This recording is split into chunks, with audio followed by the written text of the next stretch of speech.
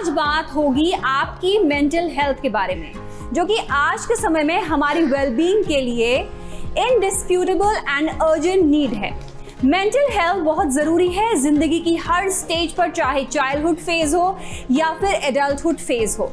अगर आप अपने चारों तरफ नज़र घुमाएंगे तो जानेंगे कि आज के समय में खुश रहना या बैलेंस बनाए रखना इतना आसान काम नहीं है, क्योंकि आप अपनी एनवायरनमेंट या सर्कमस्टांसेस से प्रभावित होते हैं ना चाहकर भी।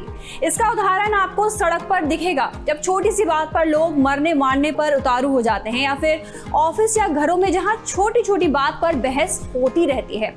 आखिर इसकी वजह क्या है? हमें रूट कॉज को समझने की जरूरत है। तो क्या होती है मेंटल हेल्थ? ये एक मेंटल वेलबींग की स्टेट है जो लोगों की जिंदगी में स्ट्रेस झेलने में हेल्प करती है। साथ ही वो अपनी एबिलिटीज को रियलाइज करते हैं और सोसाइटी में कंट्रीब्यूट करते हैं और अपनी पर्सनल लाइफ को भी ग्रो करते हुए देखते हैं। आज बात होगी मेंटल हेल्थ के बारे में। मेरे साथ खास मेहमान जुड़ने वाले हैं स्टूडियो में, सीधे उनका रुख करेंगे। मेरे साथ जुड़ गई हैं साइकोलॉजिस्ट डॉक्टर जयंती दत्ता। बहुत जाना माना नाम है, बहुत समय से अपनी बात को रखती आ रही हैं। और हमारे साथ जुड़ गई हैं डॉक्टर दीपिका वर्मा, जो कि मेंटल हेल्थ एक्सपर्ट हैं। बहुत बहुत स्वागत है आप दोनों का हमारे कार्यक्रम में। डॉक्टर जयंती, मैं आपसे शुरुआत करना चाहूंगी। मेंटल हेल्थ इतना बड़ा इशू आज के समय में कैसा है? मतलब क्यों इसकी चीजें या इसकी जरूरत हो रही है कि हम मेंटल हेल्थ की बात कर रहे हैं? क्योंकि इस तरह की चीजें हो रही हैं, आप चाहकर भी खुश नहीं रह पा रहे हैं। क्या वजह आप देखती हैं? एक स्ट्रेस लेवल टॉलरेंस की कैपेसिटी होती है। ये पैदाइशी होती है, कुछ हमारी परवरिश के दौरान भी हम अडॉप्ट कर लेते हैं। लेकिन आज की रोजमर्रा जिंदगी में जो रिश्ते हमारे पनपते थे पहले, जो बुनियाद बन जाती थी स्ट्रेस बस्टिंग के लिए, वो गायब है। आपको खतरा आपकी प्राइमरी रिश्तों से भी, यानी कि जो ब्लड रिलेटिव्स है, उनसे भी आपको खतरा है। तो आपका जो स्ट्रेस टॉलरेंस की कैपेसिटी है, दैट इज चैलेंज्ड।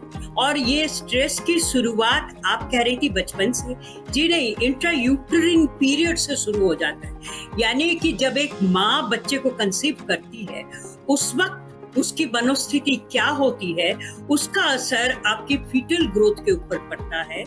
बच्चे में कितनी बुद्धिमत्ता होगी, कितना इमोशनल डेवलपमेंट कैसे होगा, ये तमाम चीजें जो है माँ की मानसिकता, जो माँ की मनोस्थिति है, उससे भी प्रभावित होता है।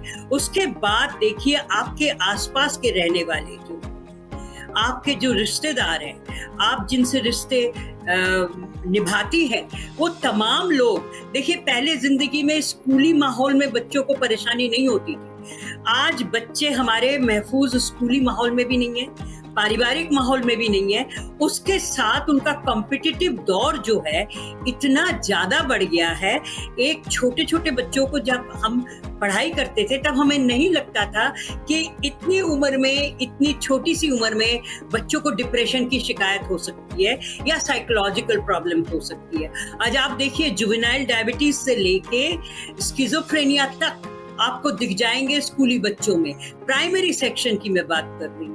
तो इतना अगर आपका जिंदगी जी पाना रोजमर्रा की जिंदगी में भी इतना चैलेंजिंग हो गया है कि जो बुनियादी तैयारी आपकी होती है कोपिंग की, वो गड़बड़ाने लगती है। इसी वजह से साइकोसोमेटिक इलनेसेस जो है आज के जमाने में, जो आपकी शारीरिक परेशानियां हैं, अगर आप उनकी तह तक जाने की कोशिश करेंगी तो आप देखेंगी 90% आपका साइकोलॉजिकल प्रॉब्लम से शुरुआत होती है। यानी साइकोसोमेटिक डिसऑर्डर्स जो है, उसकी जो बुनियाद है आपके स्ट्रेस, आपकी परेशानी, आपकी चैलेंजेस, ये तमाम चीजें मिलके आपका ब्लड शुगर, आपका ब्लड प्रेशर, यहाँ तक कैंसर तक, आपकी जो डायनामिज्म है बीमारियों की, उसकी शुरुआत आपकी मानसिकता से होती है। अगर कहते हैं ना, पहले बोलते थे मन चंगा तो कटौती में गंगा, आज वो कटौती भी नहीं है, वो गंगा जो है वो भी हमारी जिंदगी से इतनी आसान तरीके से नहीं मिल पाती है, वो भी नदारत है। तो ये चैलेंजेस सिमट के फिर जो ये चैलेंजेस आपको फेस करना पड़ता है आपके करियर के लिए, आपके जॉब के लिए, आज हमारा जो बच्चा है वो तो परेशान है ही है, हमारा युवा वर्ग भी चैलेंजेस से घिरा हुआ है, उसके पास सुकून नहीं है। आप देखिए सुइसाइड रेट्स बढ़ गई हैं। अभी आप देखें तो करियर के लिए भी कहीं पे, पहले एक जमाना था कि आप कॉम्पिटिटिव दौर से गुजर के आ जाती हैं, एक माहौल में पहुंच जाती हैं, एक स्तर तक अपनी अचीवमेंट ले आती हैं, तो आपके लिए सक्सेस रखा हुआ होता है, महफूज रहता था। आज वो महफूज सक्सेस नहीं है, क्योंकि ये जो चीजें हैं वो आपके लिए परेशानियां बढ़ाती चली जाती हैं। तो इसी वजह से आपकी साइकोलॉजिकल प्रॉब्लम्स जो हैं वो बढ़ती चली जाती है, आपकी मनोस्थिति गड़बड़ाने लगती है। Mental health is a big big challenge, इसको आप माने या ना माने, हर दौर में, हर स्तर। Mental health is a big challenge, और ये बात हम मान रहे हैं। इसी वजह से आज हम इस पर चर्चा भी कर रहे हैं। डॉक्टर दीपिका, मैं आपके पास आना चाहूँगी, मेंटल हेल्थ एक्सपर्ट हैं। मैम ने अपने रीज़न बताए हैं जो उनको लग रहे हैं कि ये रीज़न हो सकते हैं, और वो हैं भी, वायबल हैं आजकल के टाइम में। आप बताइए, आपकी रिसर्च क्या कहती है, मेंटल हेल्थ इतनी ज़रूरी क्यों है, और क्या फैक्टर्स आपके लिहाज से हैं?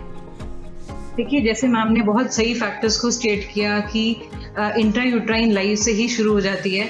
अगर हम बात करें मेंटल हेल्थ की, तो इंडिया में ही अगर हम स्टैटिस्टिक्स देखें तो डिप्रेशन इतना ज़्यादा बढ़ रहा है, एंजाइटी इतनी ज़्यादा बढ़ रही है, और बिल्कुल जो चाइल्डहुड एंजाइटी और डिप्रेशन, मेंटल हेल्थ इश्यूज बच्चों में भी, बच्चों से स्टार्ट किए जाए तो एंजाइटी और डिप्रेशन बच्चों में इतना ज़्यादा आने लगा कि स्कूल एज बच्चे, स्कूल रिफ्यूज़ल, फिर एंजाइटी इतना ज़्यादा बढ़ रहा है, डिप्रेसिव स्टेट्स इतने ज़्यादा हो रहे हैं, ओसीडी इतना ज़्यादा हो रहा है। अगर इन सब बीमारियों के बारे में अगर हम बात करें तो इसके कारण बहुत सारे हैं। सबसे पहले अगर हम पीडियाट्रिक ग्रुप की बात करें, बचपने की बात करें, तो उसके कारण ये है कि आजकल मोस्ट ऑफ द फैमिलीज में ब्रोकन रिलेशनशिप्स हैं, न्यूक्लियर पेरेंट्स हैं, सपोर्ट सिस्टम नहीं है, लोग सोशल मीडिया पे और स्क्रीन न्यूज पे इतना ज्यादा डिपेंडेंट हैं कि बच्चों को क्वालिटी टाइम देना ही नहीं चाहते, और they don't have time, working parents हैं। ये सारे फैक्टर्स बच्चों में भी बहुत इंपॉर्टेंट है कि बच्चों की बीमारियां बढ़ रही हैं। फिर एक फीमेल्स आगे बात करें कि एक मदर और फादर का इंपॉर्टेंट रोल होता है बच्चों को पेरेंटिंग देने का और बच्चों को सेफ एनवायरनमेंट देने का, तो मेंटल हेल्थ इश्यूज इसलिए भी बढ़ रहे हैं क्योंकि पेरेंट्स स्ट्रगल कर रहे हैं, कहीं ना कहीं पेरेंट्स को कुछ इश्यूज हैं, आपस में अनबन है, तो ये सारे फैक्टर्स डेफिनेटली बीमारी को बढ़ाते जा रहे हैं। और मेंटल हेल्थ इश्यूज सारे रैट रेस में भाग रहे हैं मेट्रोपॉलिटन्स में या दूसरी सिटीज में, तो बच्चों को टाइम देने के लिए टाइम ही नहीं है पेरेंट्स के पास, इनफैक्ट खुद के लिए भी टाइम नहीं है।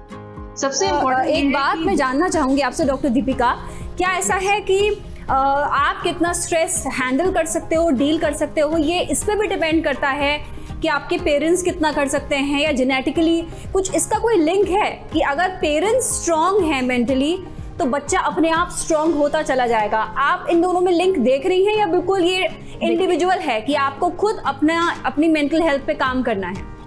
आपने बहुत अच्छा पॉइंट रेज किया स्ट्रेस के बारे में। देखिए, अगर हम बीमारियों के बारे में बात करें, डिप्रेशन, एंजाइटी, तो डेफिनेटली उनका जेनेटिक कोरिलेशन होता है, प्रीडिस्पोजिशन होता है। जैसे डायबिटीज, हाइपरटेंशन जीन्स में रन करता है, वैसे ही डिप्रेशन और मानसिक बीमारियां भी जीन्स में रन करती हैं। बट अगर हम स्ट्रेस की बात की जाए तो ये बच्चों को घर में शुरू से दिखाना चाहिए कि स्ट्रेस के लिए कोपिंग मैकेनिज्म क्या है। हम अगर इफेक्टिव कोपिंग रखते हैं, बच्चों को शुरू से बताएं कि छोटा मोटा स्ट्रेस हमें हैंडल करना आना चाहिए, पेरेंट्स अगर अच्छे से स्ट्रेस को डील कर रहे हैं तो बच्चे भी अच्छे से डील करेंगे। बट अगर पेरेंट्स ही स्ट्रेस को डील करने के लिए सब्सटेंस यूज कर रहे हैं, स्क्रीन यूज कर रहे हैं, इनइफेक्टिव कोपिंग कर रहे हैं, तो बच्चे भी सेम पैटर्न यूज करेंगे। बच्चे हर चीज घर से सीखते हैं, so it is very important for parents to learn effective coping skills to deal with stress. Stressful life आजकल 90% लोगों की है, बट उसको डील करने के लिए जितने इफेक्टिव मेथड्स आप यूज करेंगे उतना अच्छा इफेक्ट आपके बच्चों पर आएगा। पर इनफेक्टिव और इफेक्टिव कोपिंग स्किल्स के बारे में कार्यक्रम में बात करूंगी आगे।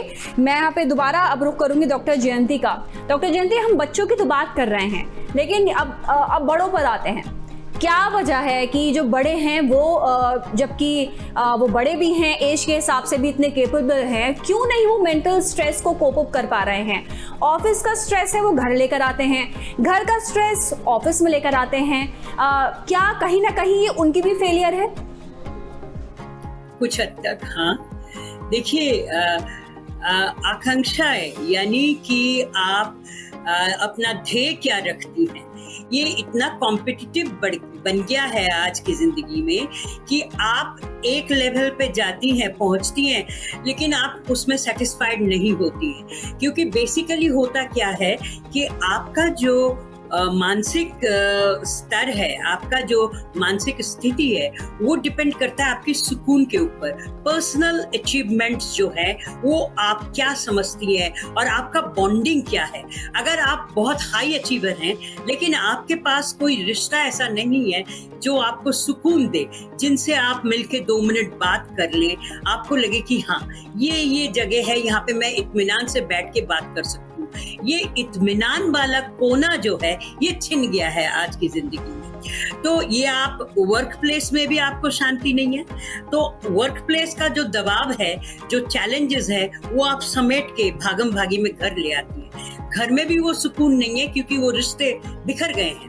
पहले होता क्या था, आपके परिवार में आपके बड़े बूढ़े होते थे, आपके दूसरे रिश्तेदार होते थे, वो संभाल लेते थे, बांट लेते थे। मैंने ऐसे केसेस हैंडल किए हैं जहां एक पोस्ट ग्रेजुएट स्टूडेंट मेरे से कहती है, ma'am where do I go now? I am gonna lose my दादी, मेरी दादी चली जाएगी मेरी जिंदगी से। And she was child of very well known couple doctors, you know। माँ भी बहुत अच्छी नामी दामी डॉक्टर हैं, दिल्ली में है, फादर भी बहुत अच्छे नामी दामी डॉक्टर हैं, लेकिन ये बच्ची जो है वो एक बॉन्डिंग उसकी जो दादी के साथ थी, वो बॉन्डिंग उसकी पेरेंट्स के साथ नहीं हो पाई। तो आप देखेंगे कि ये जो परेशानी है, अगर आप अपने स्ट्रेस को ठीक तरह से नहीं कर पाती हैं, उसकी मेन वजह है कि आपका जो रिश्ता है वो नहीं पनप पाता है। आप स्कूली बच्चों में भी देखिए, अगर मैं झांकूं तो आज मैं जिस ओहदे पे भी हूँ, I am there because of I was lucky enough to get very good teachers, जिनके साथ मेरी बॉन्डिंग बहुत अच्छी थी। आज का बच्चा जो है वो बिखरे हुए रिश्तों से घिरा हुआ है, उसके पेरेंट्स के पास टाइम नहीं है उसको सुनने के लिए। जो यूथ है वो कहाँ जाए, उसकी ऐसी बॉन्डिंग नहीं है, सोशल बॉन्डिंग इतनी अच्छी नहीं है, पीयर प्रेशर है गलत कामों के लिए।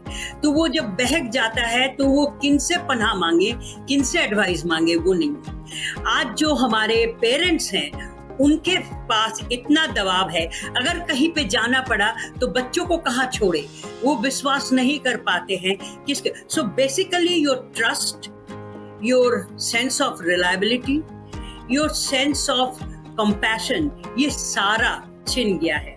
तो इसकी वजह से जो दबाव है वो आपकी मेंटल हेल्थ के ऊपर पड़ जाती है। आपको हर तीसरे, ये मेरे चैलेंज के साथ मैं कह रही हूँ, अर्बन स्टेट में, दिल्ली जैसे सिटी में हर तीसरे घर में आपको मिल जाएगा कोई ना कोई मेंटल इलनेस, कोई ना कोई मेंटल स्थिति ऐसी जिसके लिए उनको या तो दवाई लेना पड़ रहा है। मेंटल इलनेस की हम बात कर रहे हैं, हम ओवरऑल की बात कर रहे हैं। मेंटल इलनेस के कुछ एग्जाम्पल बताइए जो आपको लगता है सोसाइटी में छिपे हुए हैं, शायद लोगों को समझ नहीं आता कि उनको इस तरह की दिक्कत हो रही है। मेंटल इलनेस को आप कैसे कैटेगराइज करेंगी? कौन है जो मेंटल इलनेस के शिकार हैं और उनको शायद पता भी नहीं है? नहीं, आपका मन जो है आपको वार्निंग दे देता है, जैसे आपकी बॉडी आपको वार्निंग देती है।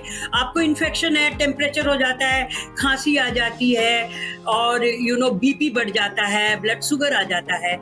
सिमिलरली आपका जो मन है, भगवान ने एक बुनियादी तौर पे हमें ये एक चीज दे रखी है, 3 तरह की वार्निंग आपको आपका मन देता है कि आप संभल जाओ। आपकी नींद गड़बड़ाने लगती है, आपका भूख गड़बड़ाने लगता है, आपका मूड जो है बहुत इराटिक हो जाता है, लोग आसपास जो है आपसे चिढ़ने लगते हैं, कहते हैं पता नहीं इनसे बात करो तो ये हमेशा ही खफा खफा नजर आती है। तो ये 3 चीजें अगर आपकी जिंदगी में हो रही है तो आई एम श्योर अगर आपने संभाला कि you will have a breakdown very soon. और उसमें क्या दिखता है आपको? मोस्टली आपको न्यूरोटिक डिसऑर्डर्स दिख जाती हैं, यानी कि ओसीडी है, फोबिया है, एंजाइटी है। देखिए, कुछ हद तक एंजाइटी हमारी जिंदगी का हिस्सा है।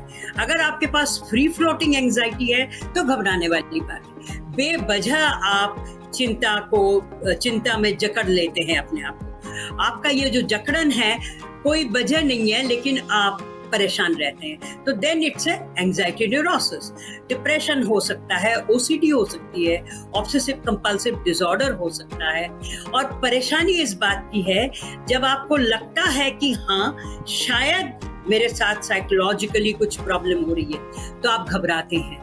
यकीन मानिए आज के दौर में इतना एडवांसमेंट है, अगर आपकी जांच आप ठीक से करवा लेते हैं तो आप इन मेंटल इलनेसेस से उभर के बाहर आ सकते हैं। लेकिन ये जो टैबू है ना कि नहीं हम साइकोलॉजिस्ट के पास नहीं जाएंगे, अगर मेंटल इलनेस है तो डेफिनेटली लोग पागल कहेंगे हमें, जरूरी नहीं है। अगर आपके पास तंदुरुस्त बॉडी है, शरीर है, वो बीमार हो सकता है, तो आपके पास अगर तंदुरुस्त मन है वो भी परेशान हो सकता है। और इसका हल यही है, अगर आपको लग रहा है कि आप परेशान हैं तो आप हिचकिचाए नहीं, आप प्रोफेशनल कोई हेल्प जरूरी तौर पे ले लें। बहुत जरूरी है, जैसे कि हम बता रहे हैं, बात करना बहुत जरूरी है। डॉक्टर दीपिका, मैं आपके पास आना चाहूंगी क्योंकि हम अलग अलग फैक्टर्स की बात कर रहे हैं और ये जो सब्जेक्ट है बहुत बहुत वास्ट है, एक कार्यक्रम में समेट पाना इम्पॉसिबल है, लेकिन हम तब भी जो मेन पॉइंट्स हैं उसके बारे में बात करने की कोशिश करेंगे।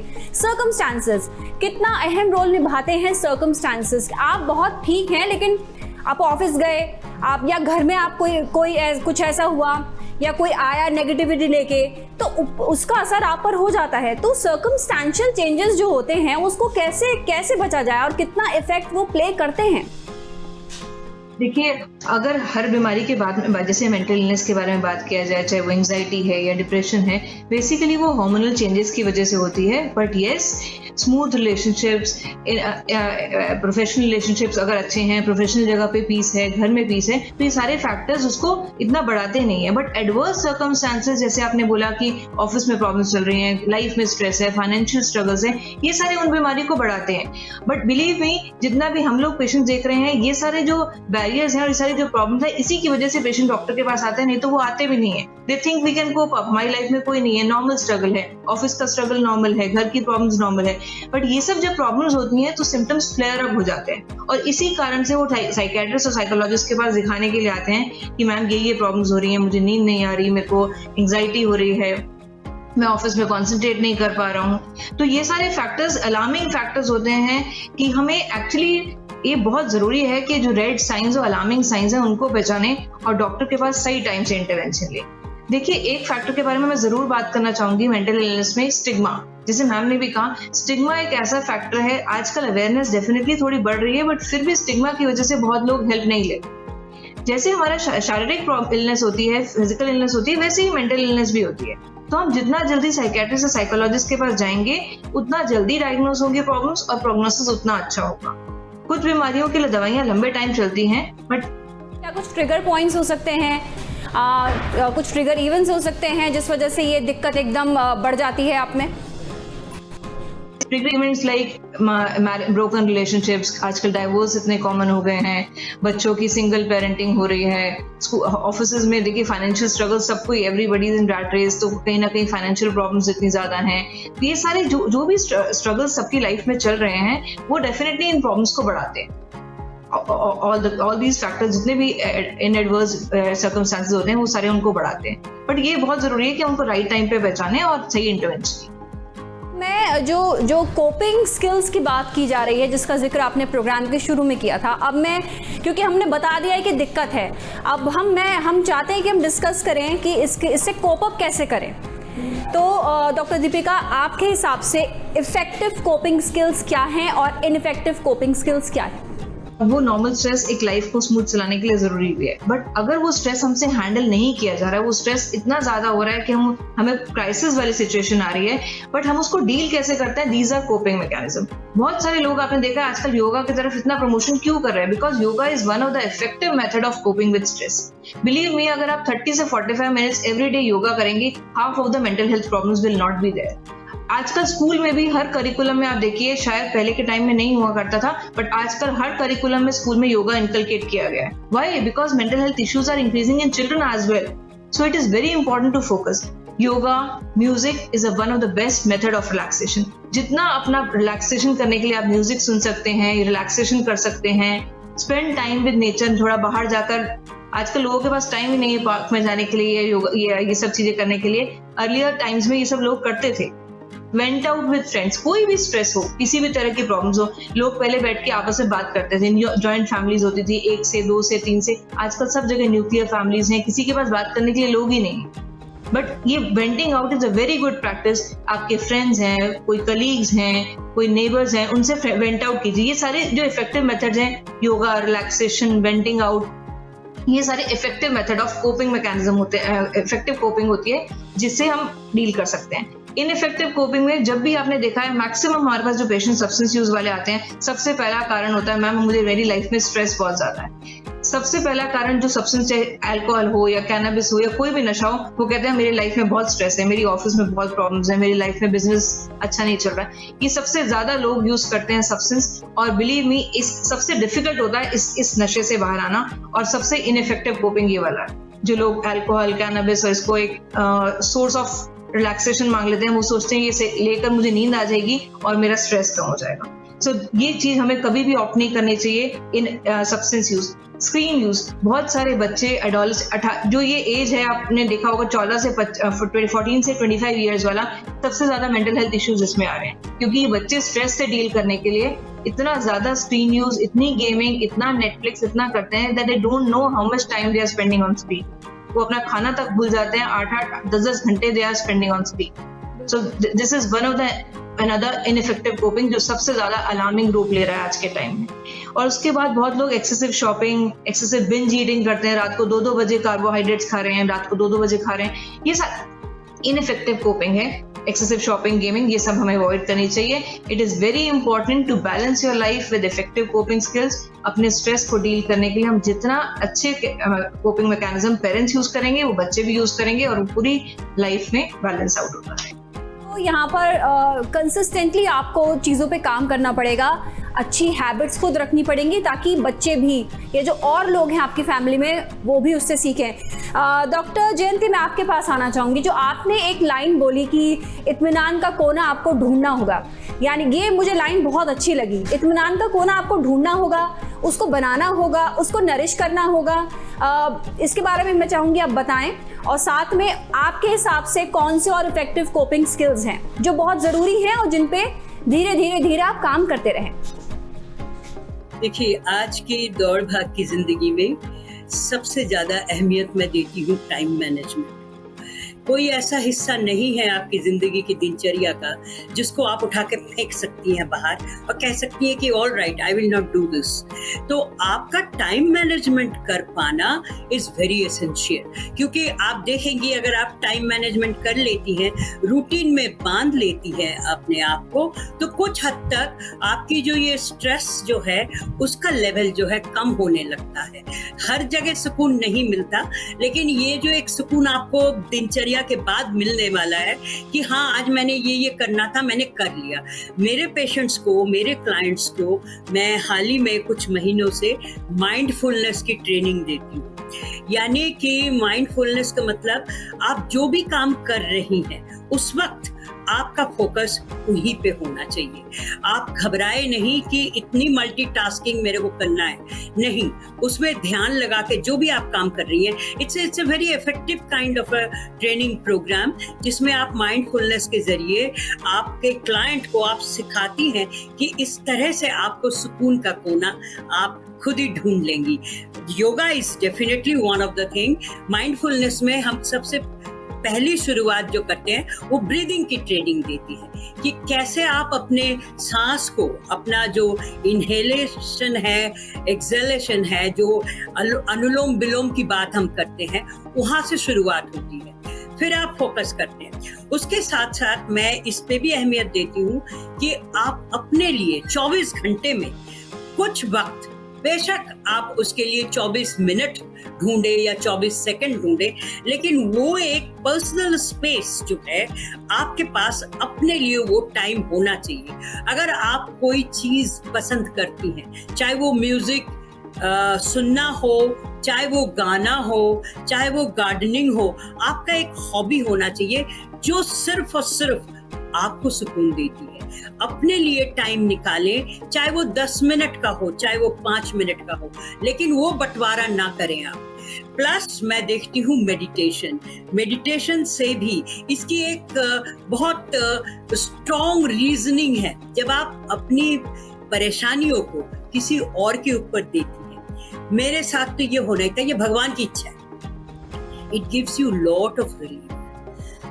I think that is another thing, you know. अगर आप स्पिरिचुअलिटी में जाती हैं, मेडिटेशन की प्रैक्टिस करती हैं, तो भी आपको बहुत सुकून होगा। यहाँ पर कई तरह से बताते हुए डॉक्टर जयंती और डॉक्टर दीपिका।